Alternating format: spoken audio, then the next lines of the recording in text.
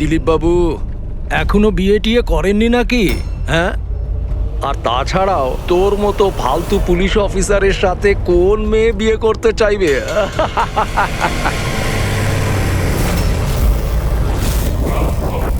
কি হলো রে, চুপ করে গেলি কেন? আমাকে দেখে হাওয়া বেরিয়ে গেছে নাকি তোর? তোর থেকে বড় জিরো জিরো আমি আমার জীবনে আজ পর্যন্ত দেখিনি। কাতিয়া, নিজের মুখটা একটু বন্ধ কর। তুই জানিস দিলীপ স্যারের পুলিশ ফোর্সে কত সম্মান আছে? ভীষণ ভালোভাবে সেটা জানি, কতটা সম্মান আছে। কি রেগে গেছিস আমার উপর? মারবি আমাকে? হ্যাঁ হ্যাঁ, মার আমাকে, মার দেখি। ভয় পাচ্ছিস কেন? আমাকে তো বাঁধা আছে, তোর হাত তো খোলা, দেখি কত সাহস। এই দেখাবো তোকে। এই হাবিলদার,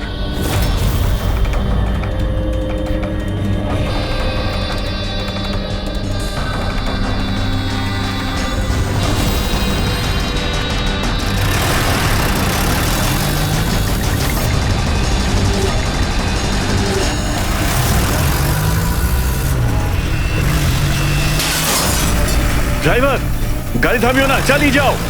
স্যার, অনেক ধোঁয়া, কিছু দেখতে পাচ্ছি না।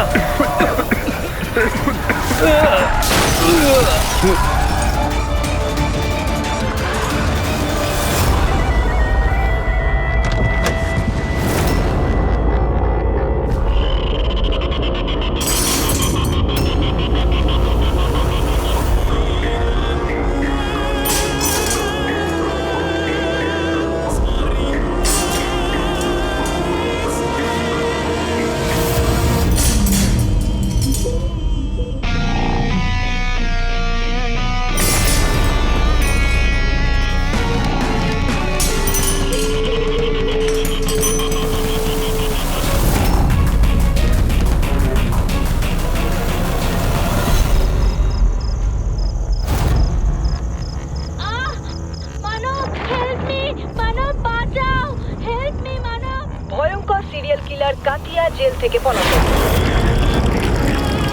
দুদিন আগে ওকে যখন পুলিশ ভ্যানে ট্রান্সফার করা হচ্ছিল, সেই সময় নিজের কিছু সঙ্গীর সাহায্যে কাতিয়া সেখান থেকে পালিয়ে যায়।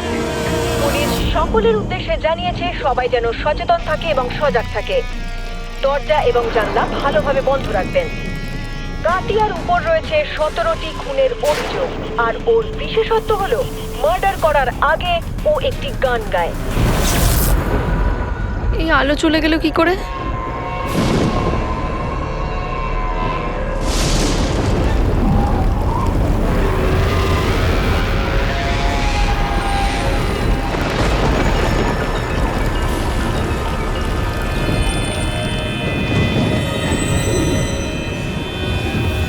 আমি দরজা খুলে আসিনি তো?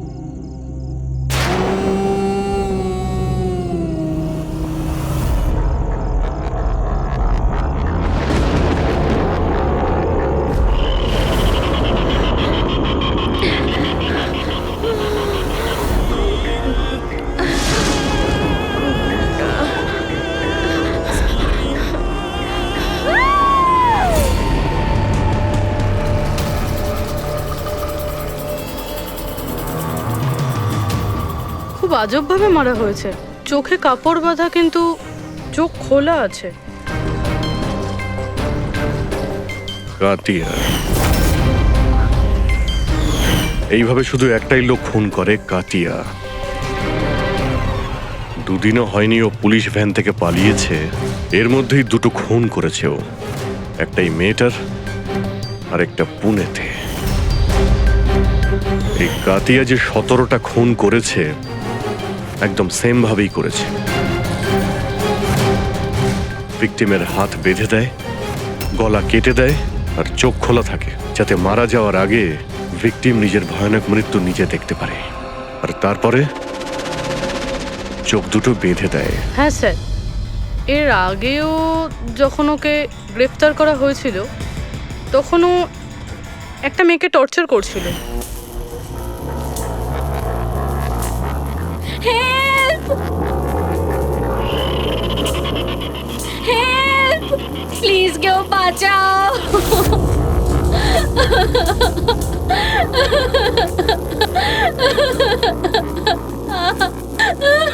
হেল্প! প্লিজ কেউ বাঁচাও! হেল্প!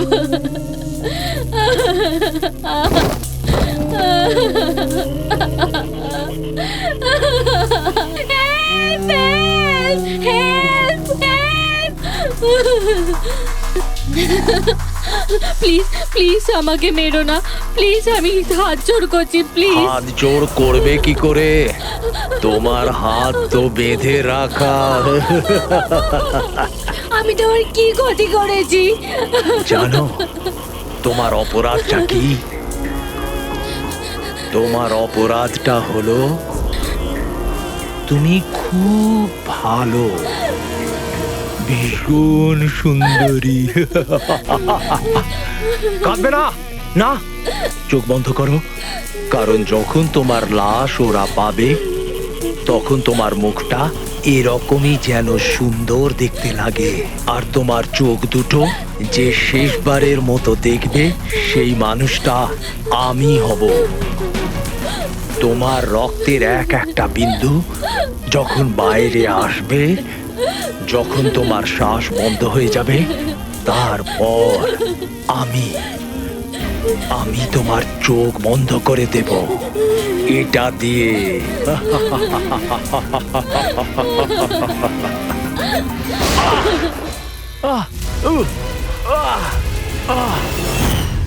হ্যাঁ রাহুল, বলো।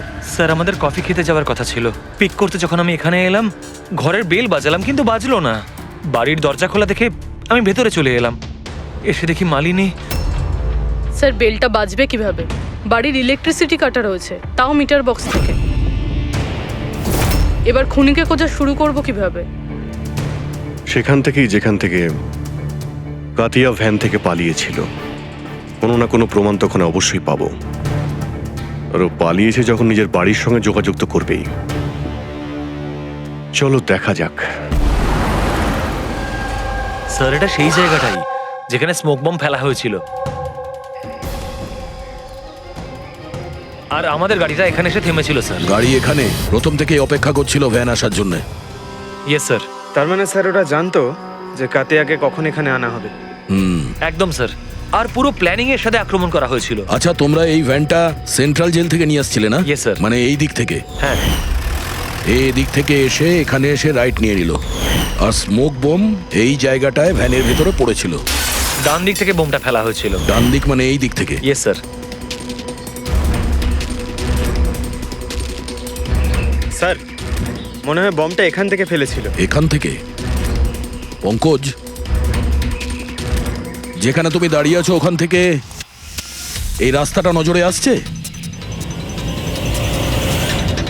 না স্যার। আসছে না? যদি ওখান থেকে রাস্তাটা নজরে না আসে তো এত অ্যাক্টিভেট কেউ কি করে হবে যে রানিং গাড়িতে কেউ বোম ফেলে দিল? মুশকিল আছে। এটা ঠিক বলছেন স্যার আপনি। না দেখে এভাবে অ্যাকুরেটলি বম ছোড়া ইম্পসিবল। তার মানে ওর নিশ্চয়ই কোনো দ্বিতীয় সাথী ছিল। কেউ হতে পারে রাস্তার ওপারে দাঁড়িয়ে ছিল, হয় ওপার থেকে ইশারা করেছে, আর না হলে ফোনে কন্ট্যাক্ট করেছে।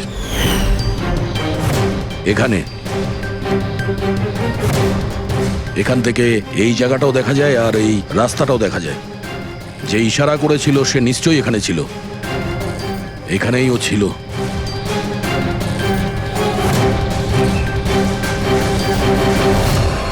স্যার, এই দেখুন।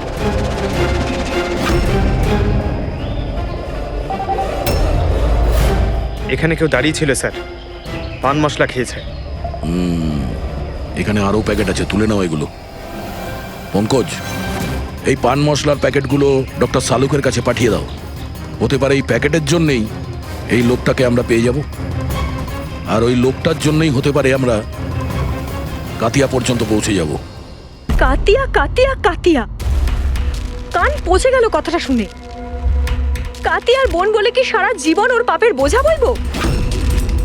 কেউ আমার সাথে সম্পর্ক রাখে না, আমাকে বিয়েও করতে চায় না।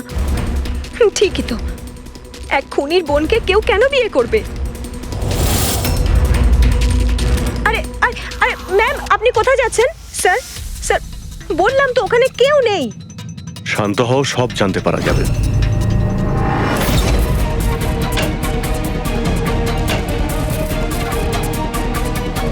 স্যার, কাতিয়া তো ঘরে নেই। ওই ছবিটা ওকে দেখাও তো। এই ছবিটা দেখো, এই মেয়েটাকে চেনো? কাতিয়া এই মেয়েটার খুন করেছে। কিন্তু এটা হতে পারে না, কেন? কারণ ওর সাথে যখন জেলে দেখা করতে যাই তখন ও আমাকে বলেছিল ওর ব্রেন টিউমার হয়েছে,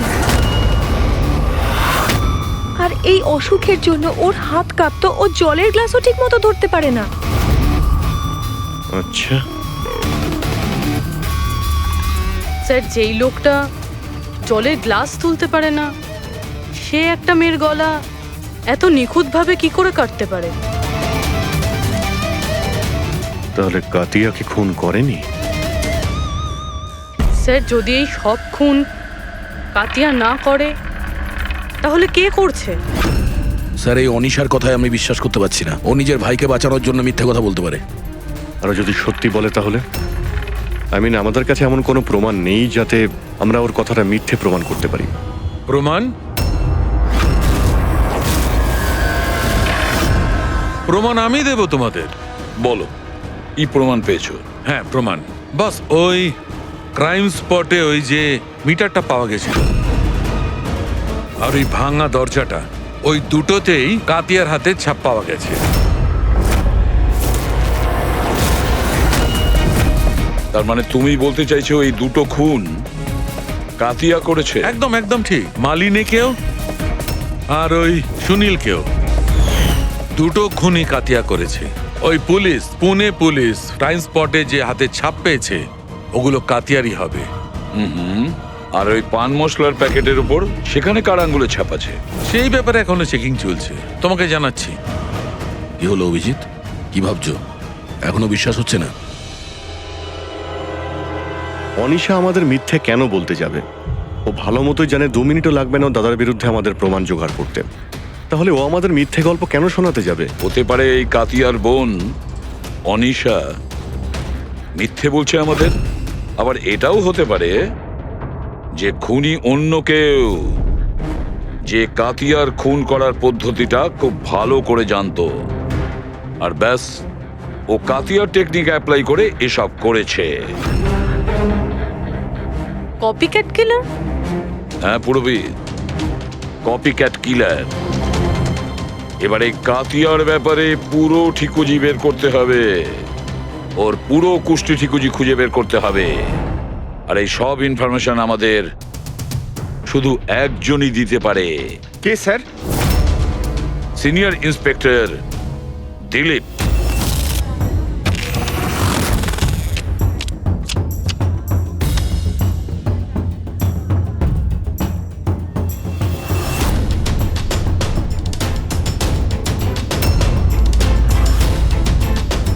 ভাগ্যটাই যদি ধোঁকা দেয় তাহলে কি করব? খুব বাজে তাস পেয়েছো, মনে হচ্ছে ভাগ্যটা মন্দার দিকে। এখন পুলিশ ফোর্সে আমার থেকে মুখ ঘুরিয়ে নিল, যার জন্য 30টা বছর নিজের জীবন দিয়েছি। তার ভাগ্য ভালো আর খারাপ দিয়ে কি হবে? মানুষ তার ভাগ্য নিজেই তৈরি করে। Senior inspector Dilip. ACP sir. আরে আপনি এখানে কিভাবে স্যার? এই জায়গাটা আপনাকে শুট করে না স্যার। তুমি জানো তো আমি এখানে কেন এসেছি? জানি স্যার, কিন্তু আমি আপনাকে কোনো সাহায্য করতে পারবো না কাতিয়াকে ধরতে। দিলীপ, আমি জানি যে তুমি হতাশায় ভুগছো। পুলিশ থেকে সাসপেন্ড করার পর। হতাশা?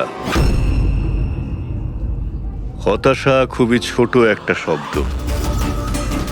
সমস্ত জীবনটা আমি পুলিশ ফোর্সকে দিয়েছি স্যার। আর কি দিয়েছে পুলিশ ফোর্স আমাকে? আমার যোগ্যতাকে সন্দেহ করেছে। ওরা ভুলে গেছে আমি সেই যে প্রথম কাতিয়ার মতন খুনিকে ধরেছিল। এবার দ্বিতীয় সুযোগ এসেছে তোমার নিজের হারানো সম্মান ফিরে পাওয়ার জন্য। দিলীপ, আমরা একসাথে মিলে কাতিয়াকে ধরবো। বলো রাজি?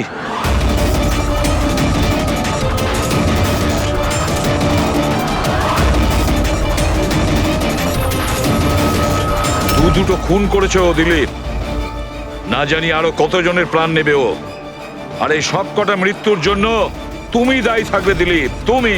কারণ তুমি প্রস্তুত নও কাতিয়াকে ধরার ব্যাপারে হেল্প করতে চাইছো না বলে। মনে রেখো। কাতিয়া আর দ্বিতীয়বার খুন করবে না স্যার। আমার তুরুপের টেক্কা আমি পেয়ে গেছি। Good bye sir.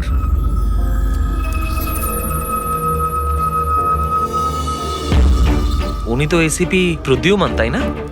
এখানে কি করতে এসেছিল? আমাকে কর্তব্যের শিক্ষা দিতে এসেছিল। তুই বল, কাজ হয়েছে নাকি? হ্যাঁ, কাতিয়া খুব শীঘ্রই এসে পড়বে নিজের গার্লফ্রেন্ডের সাথে দেখা করতে। কোথায় আসবে?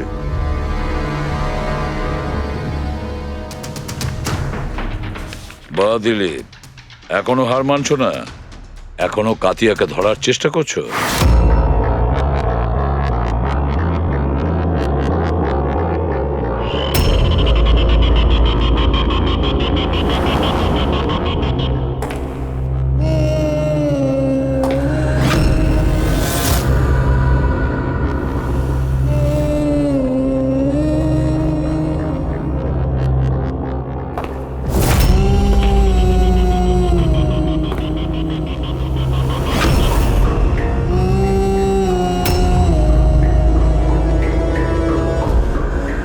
এটা আবার কি?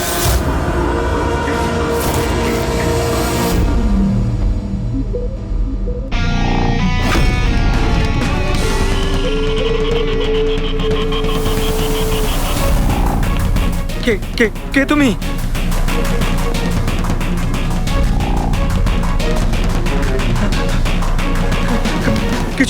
কিছু বলছো না কেন তুমি? কি চাই তোমার?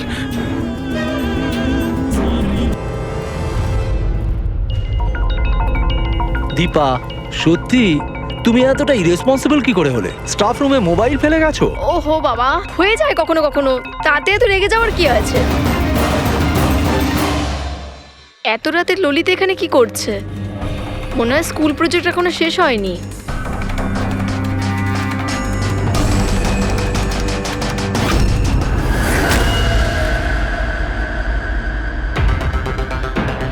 ঠিক সেই রকম গলা কাটার সেই দাগ, খোলা চোখে পট্টি, আর এই হাতে দড়ি বাঁধার দাগ।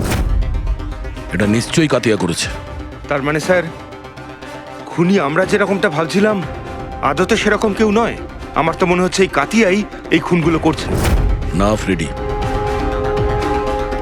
কিন্তু স্যার, এই সুনীল, মালিনী আর এখন এই ললিত, এদের একে অপরের সঙ্গে কি সম্পর্ক? প্রয়োজন নেই নিজেদের মধ্যে সম্পর্ক রাখার, কারণ এই কাতিয়া যে কোনো কাউকে কোনো কারণ ছাড়াই, কোনো ভাবনা চিন্তা না করেই মেরে দেয়। স্যার আসুন। স্যার, ইনি এখানকার ওয়াচম্যান। ইনি বলছিলেন যে পুরো স্কুল খালি হয়ে গেছিল ললিত ছাড়া, আর ব্যাস এনারা দুজন এসেছিলেন। ও, তার মানে এই কাতিয়া গেট দিয়ে ভেতরে আসেনি, অন্য কোনো রাস্তা দিয়ে ভেতরে এসছে। কিন্তু স্যার, ক্লাসে আসার কোনো অন্য রাস্তা নেই। তাহলে হতে পারে ও অন্য কোনো রাস্তা বানিয়ে নিয়েছে।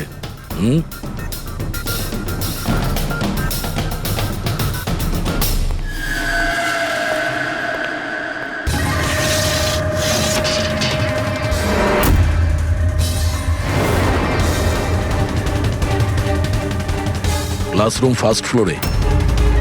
এখান থেকে কাতিয়া খুব সহজেই উপরে এসছে।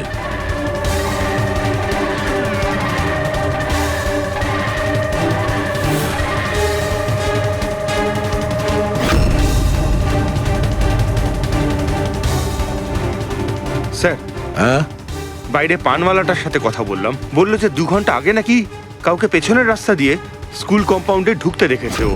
ওর চেহারার কোনো বর্ণনা দিয়েছো? স্যার কাতিয়ার ফটো দেখিয়েছিলাম কিন্তু চিনতে পারেনি। কিন্তু বলছিল স্যার যে লোকটা এখানে এসেছিল সে লাল রঙের একটা ময়লা শার্ট পরেছিল।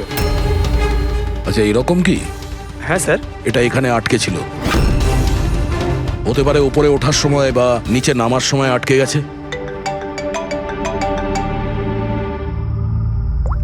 হ্যাঁ অভিজিৎ, কি?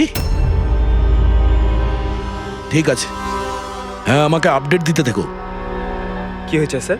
ওই যে পান মশলার প্যাকেটগুলো পেয়েছিলাম আমরা রাস্তার ওপর, ওতে অনিশার আঙুলের ছাপ আছে। তুমি জানো এটা কোথা থেকে পেয়েছি আমরা? তুমি জানবে নিশ্চয়ই। আর তুমি এটাও জানো নিশ্চয়ই এখানে কার আঙুলের ছাপ রয়েছে। হ্যাঁ, মিথ্যে বলেছিলাম আপনাদেরকে। গিয়েছিলাম ওখানে সাহায্য করতে, যাতে ও ভ্যান থেকে পালাতে পারে। তুমি জানো এটা কত বড় অপরাধ? কাজটা ঠিক হোক বা ভুল, আফটার অল তো আমার দাদা। ওর ব্রেন টিউমারের কথাটা আমাকে যখন বলল, আর সেই সাথে বলল জীবনের শেষ দিনগুলো ও জেলে কাটাতে চায় না, তখন খুব কষ্ট হলো। তো তুমি ওখানে চলে যাও ওকে বাঁচানোর জন্য। তুমি পুলিশ ভ্যানে আক্রমণ করাও। আমি ওখানে গিয়েছিলাম ঠিকই, কিন্তু সত্যিটা হলো আমি গিয়ে যে কিছু করব তার আগে অন্য কেউ ওকে ওখান থেকে নিয়ে যায়।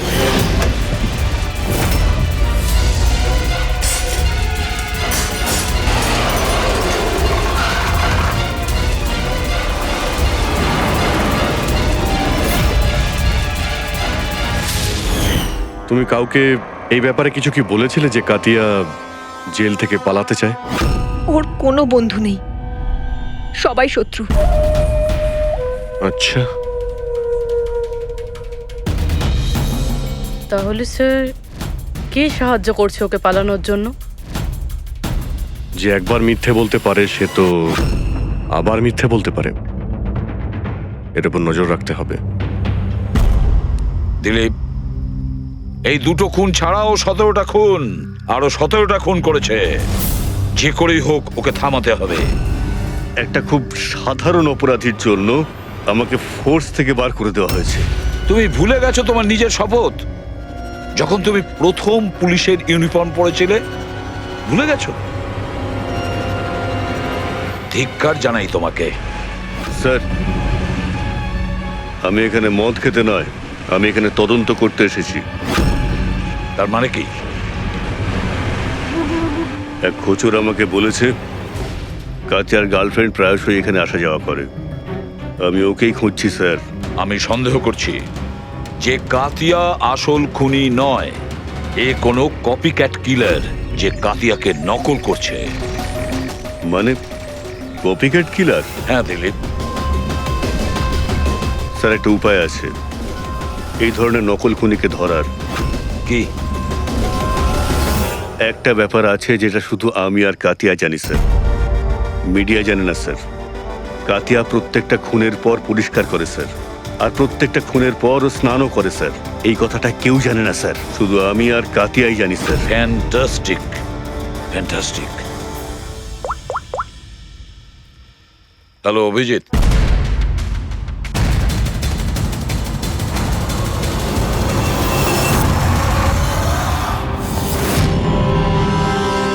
এরা দুজন গেল কোথায়? চালুকে? আরে এখানে আছি বস, এখানেই আছি। কোথায় আর যাবো তোমাদের ছেড়ে? এখানেই আছি। বলুন ডক্টর, ওই চুলটা যেটা আমরা ট্রেন থেকে পেয়েছিলাম, কারণ ওই চুলটা যদি কাতিয়ার না হয় তাহলে এটা কনফার্ম যে ও খুন করেনি। এক্স্যাক্টলি। আমার তো মনে হয় ওই খুনি কোনো কপিক্যাট কিলার। সাধারণ লোক তো জানেই না যে কাতিয়া যখন খুন করে সে ওখানে ক্রাইম সিনে গিয়ে স্নানও করে। বস, এই এক্ষুনি সারিকা আসছে রিপোর্টটা নিয়ে, জানতে পারা যাবে চুলটা কাতিয়া না অন্য কারো। স্যার আমরা চুলের ডিএনএ টেস্ট করিয়েছি, অনিশার ডিএনএ সঙ্গে ম্যাচ করে গেছে। 100% ওই চুলটা কাতিয়ার। প্রথম থেকেই বলছিলাম আমি স্যার যে অনিশা নিজের ভাইকে বাঁচানোর জন্য মিথ্যের উপর মিথ্যে বলছে। ও নিশ্চয়ই জানবে কাতিয়া কোথায় লুকিয়ে আছে। গ্রেপ্তার করে নেব ওকে। হ্যালো স্যার, আমি কাতিয়ার ঠিকানা পেয়ে গেছি স্যার। কি? কাতিয়াকে পেয়েছো?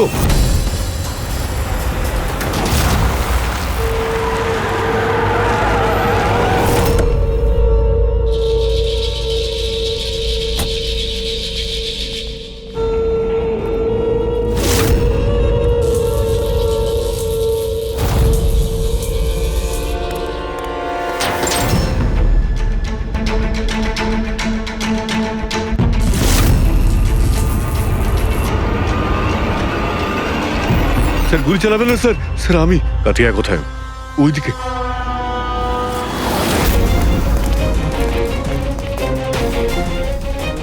স্যার এখানেই রয়েছে কোথাও।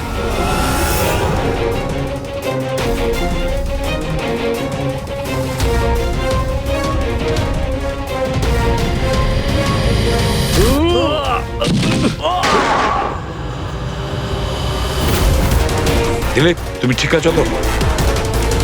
দিলীপকে হসপিটালে নিয়ে যাও, সাবধানে।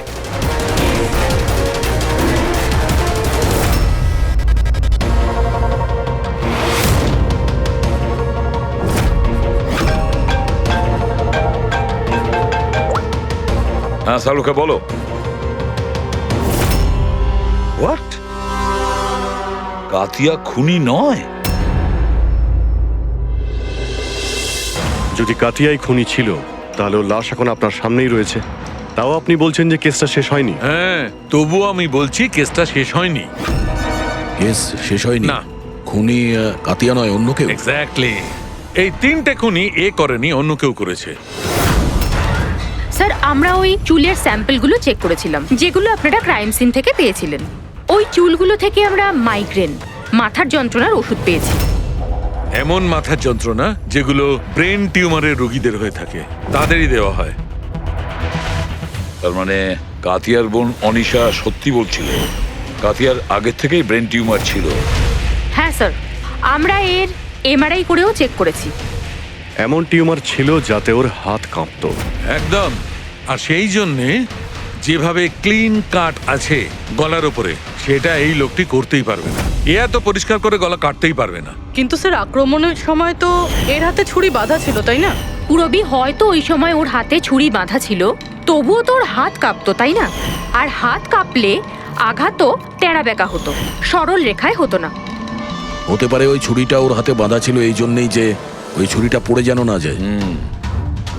যদি এই খুন কাতিয়া না করে থাকে তাহলে ওর চুল আর আঙ্গুলের ছাপ ক্রাইম সিনে আসলো কিভাবে? ক্রাইম সিনে আসলো কিভাবে?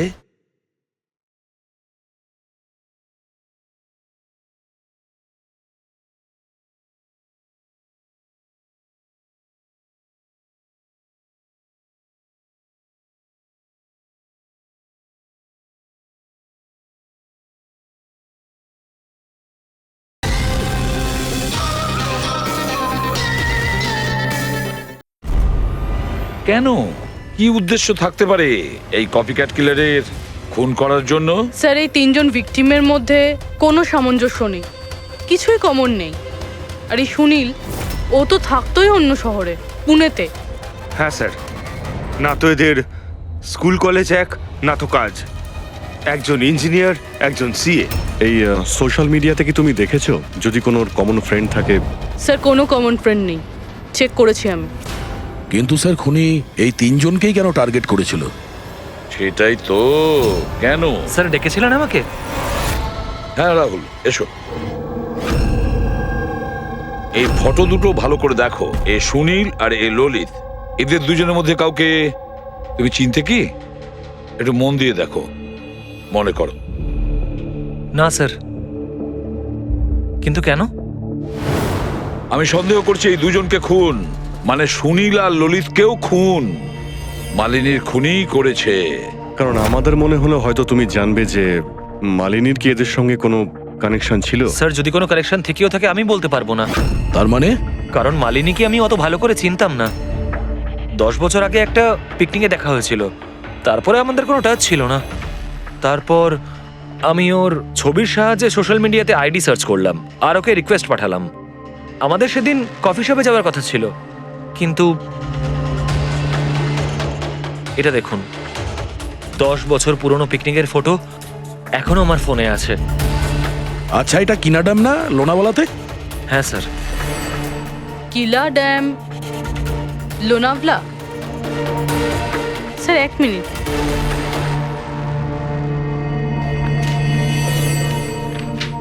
স্যার এই ললিত 10 বছর আগে কিলা ড্যামে গিয়েছিল, 17 ডিসেম্বর 2008-এ। আমিও তো এই ডেটটাতেই ওখানে গেছিলাম। 17ই ডিসেম্বর 2008-এ? আচ্ছা, এটা আবার সেই সূত্র নয় তো যেটা আমরা খুঁজছিলাম, এই তিনজনের মধ্যে কানেকশন? দেখো তো একটু শুনিল ওই ডেটে ওখানে গিয়েছিল কিনা।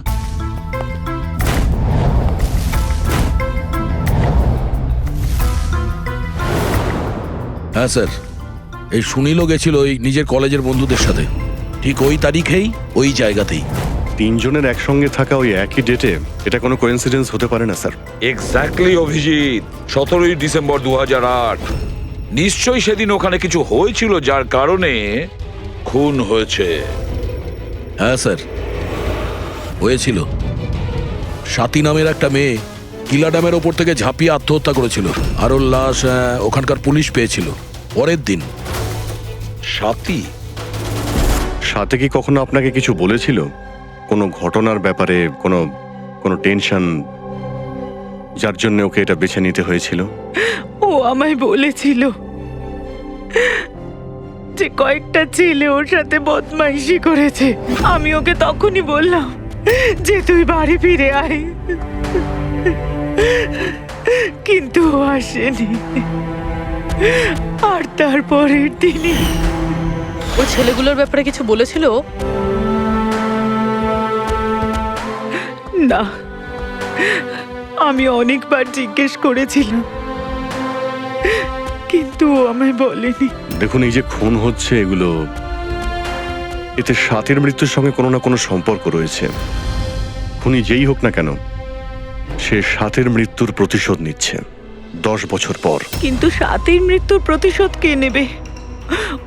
আমি ছাড়া ওর তো আর কেউ নেই। হয়তো ওর বয়ফ্রেন্ড? না, আর যদি কেউ থাকতো আমায় অবশ্যই বলতো। কোনো আত্মীয় স্বজন বা?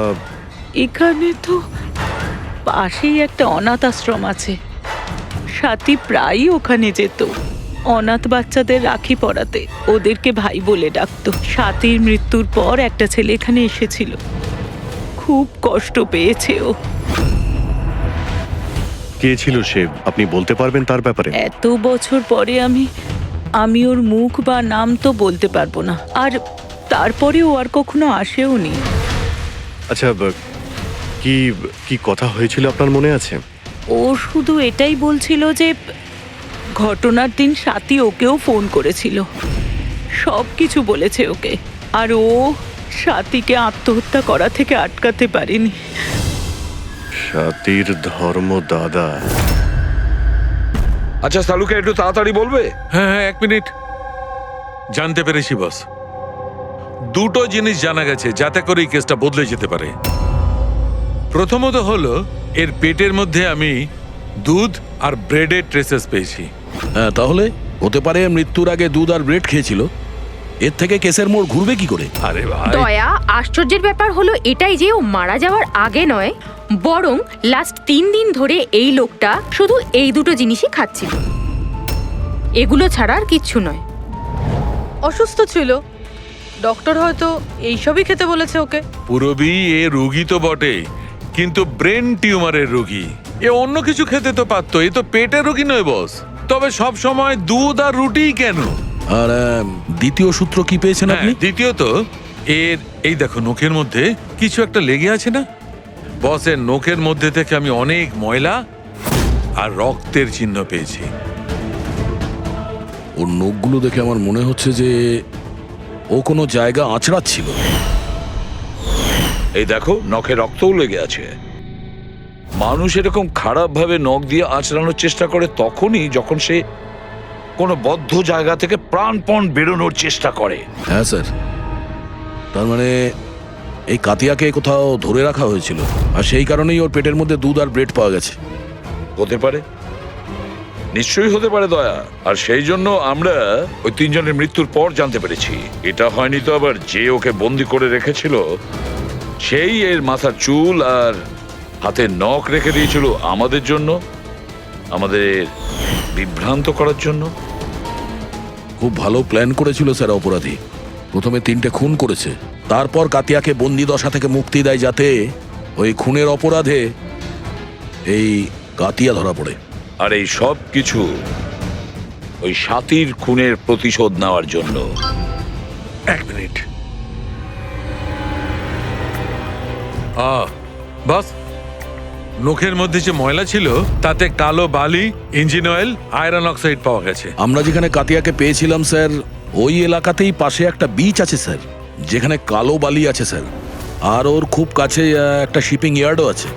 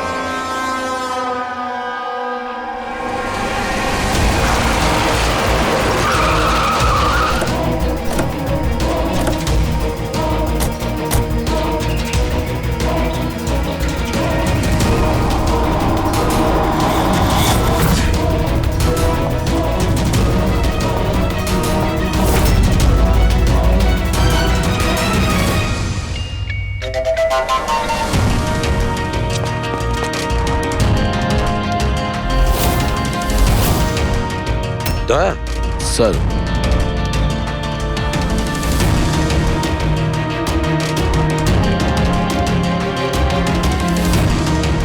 কাতিয়া, মনে হচ্ছে কাতিয়াকে এখানেই বন্দি করে রেখেছিল।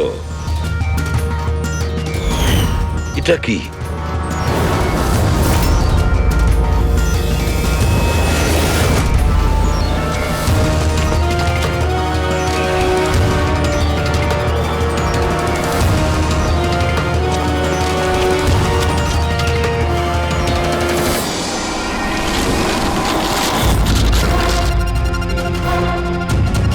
মনে হচ্ছে এটা সেই ভ্যান যার ব্যাপারে অনিশা আমাদের বলেছিল। তার মানে ওদের আড্ডা এখানেই কোথাও হবে। স্যার হতে পারে এখান থেকে কোনো প্রমাণ পেয়ে যাব। হ্যাঁ, দেখো গাড়ির কোনো পেপার আছে কিনা।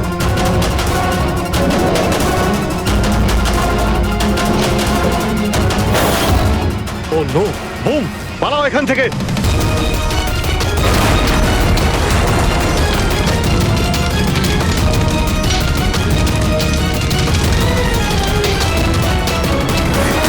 এই, এই, এই, দাঁড়া, এই দাঁড়া, দাঁড়া বলছি, দাঁড়া। কোথায় পালাচ্ছিলি? হ্যাঁ,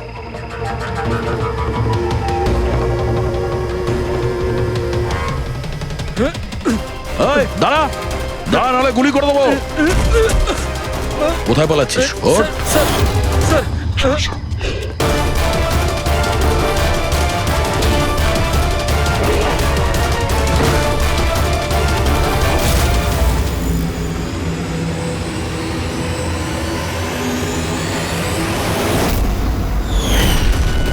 সিনিয়র ইন্সপেক্টর দিলীপ, সাথীর ধর্ম ভাই, যাকে ও ফোন করেছিল। হ্যাঁ, বোন ছিল আমার। যেদিন ও আমাকে ওই তিনজনের নাম বলল, আমি কথা দিয়েছিলাম ওকে যে আমি ওদের থেকে এক একটা হিসেব নেব, কিন্তু পরের দিনই ও আত্মহত্যা করে।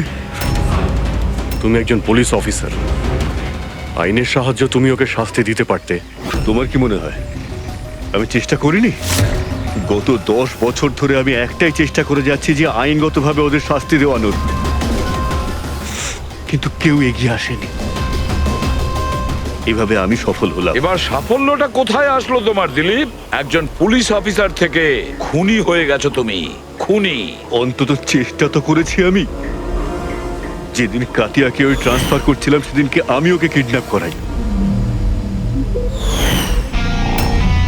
ওই তিনজনকে হত্যা করার পর আমি কাতিয়াকে ছেড়ে দিই, যাতে কেউ আমাকে সন্দেহ না করে।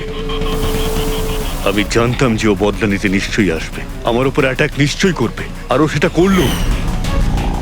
তারপরে যা কিছু ঘটেছে আপনাদের সামনেই ঘটেছে। আমার প্ল্যান পারফেক্ট ছিল। ওর ব্রেন টিউমারের জন্য সমস্তটা গন্ডগোল হয়ে গেল। তুমি ফোর্সে ছিলে, এটা তো অবশ্যই জানতে যে আজ নয় তো কাল আসামি ধরা পড়েই। গত 10 বছর ধরে আমি বোনের হাতে রাখি পরিনি। অ্যারেস্ট হওয়ার কোনো দুঃখ নেই আমার। রাখির সম্পর্ক আর রাখির বন্ধন দুটোর গুরুত্বকেই আমি সম্মান করি, কিন্তু আরো একটা কর্তব্য আছে, ইউনিফর্মের মর্যাদা রাখা। নিজের দেশের প্রতি যে কর্তব্য, সেই কর্তব্য তুমি ভুলে গিয়েছিলে। তুমি পুলিশ অফিসার হওয়া সত্ত্বেও তিনটে খুন করার অপরাধের কি শাস্তি, সেটা তো তুমি খুব ভালো রকম জানো।